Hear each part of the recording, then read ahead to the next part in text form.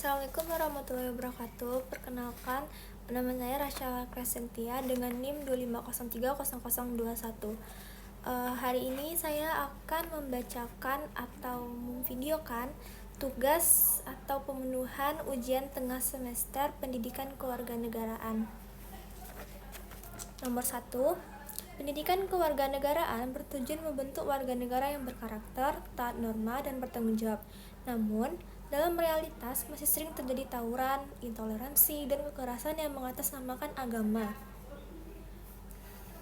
Jelaskan analisis mengenai kesenjangan antara tujuan pendidikan kewarganegaraan dan realitas tersebut.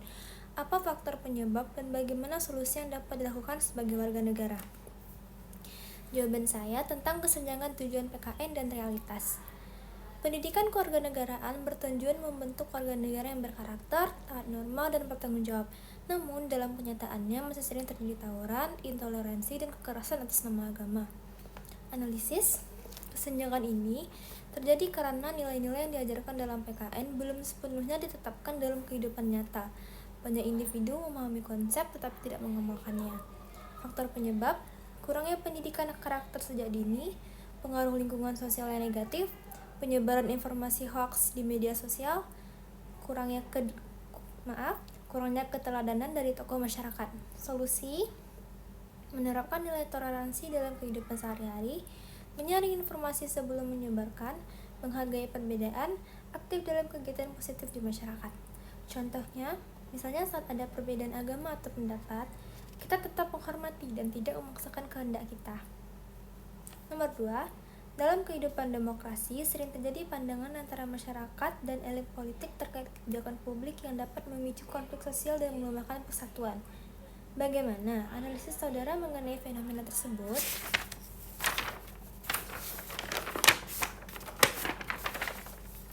Jelaskan bagaimana seharusnya sikap warga negara dalam menunjukkan nasionalisme dan patriotisme di tengah perbedaan tersebut, sertai contoh. Jawaban saya tentang perbedaan pandangan dalam demokrasi. Dalam sistem demokrasi, perbedaan pendapat adalah hal yang wajar.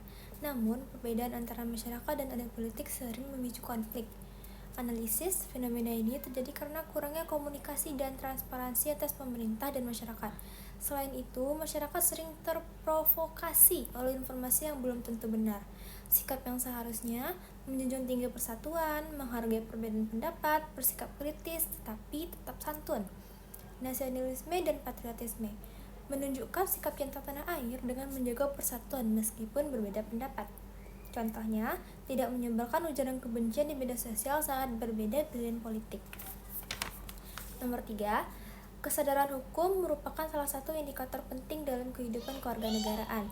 Namun, pelanggaran hukum masih sering terjadi di berbagai lapisan masyarakat. Analisis hubungan antara rendahnya kesadaran hukum dengan kondisi sosial masyarakat saat ini. Apa peran warga negara dalam meningkatkan kebutuhan terhadap hukum? Sertakan contoh konkret. Jawaban saya tentang kesadaran hukum. Kesadaran hukum adalah sikap patuh terhadap aturan yang berlaku dalam masyarakat. Analisisnya, rendahnya kesadaran hukum menyebabkan banyak pelanggaran seperti tidak tahu tata tertib lalu lintas, korupsi kecil, hingga pelanggaran aturan lainnya.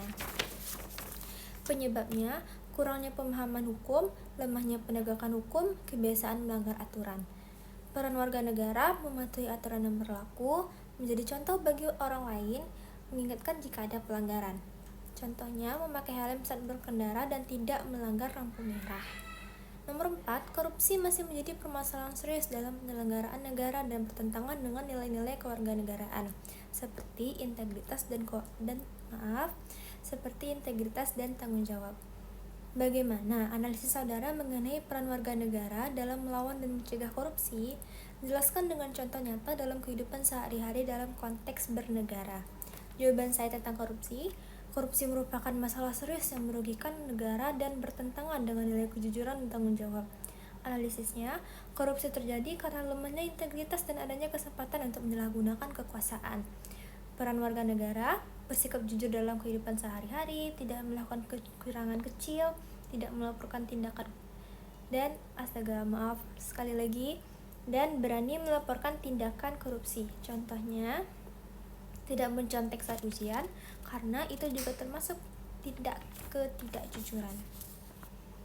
Nomor 5, hak asasi manusia atau HAM dijamin dalam kehidupan bernegara, namun dalam praktiknya sering terjadi konflik antara kepentingan individu dan kepentingan umum. Analisis bagaimana hubungan antara perlindungan HAM dan upaya menjaga keutuhan NKRI. Bagaimana seharusnya warga negara bersikap dalam menghadapi konflik tersebut? Jawaban saya tentang HAM dan keutuhan NKRI. Hak asasi manusia harus dilindungi, namun sering terjadi konflik antara kepentingan umum. Analisisnya, jika HAM digunakan tanpa batas, bisa mengganggu ketertiban umum. Sebaliknya, jika terlalu dibatasi, bisa melanggar hak individu.